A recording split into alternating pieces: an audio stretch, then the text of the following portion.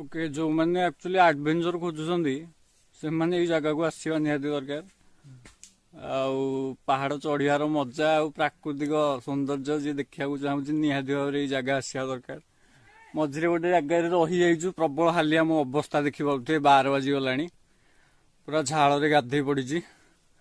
ମଉସା ହେରିକା ବି ଯାହାଙ୍କୁ ଦେଖିଥିଲେ ଆପଣ, ସେମାନେ ଆମେ ଯାଉଛନ୍ତି ଏଇଠି, ମଝିରେ ବସିଛୁ ଗୋଟେ ଜାଗାରେ, ଆଉ ସାଙ୍ଗମାନେ ଉପରକୁ ପଳେଇଲେଣି। ଅଧା ଡେଷ୍ଟିନେସନ ଏବେ ପୁରା ହେଲା, ଉପରୁ ଦେଖିପାରୁଥିବେ ପ୍ଲେସଟା।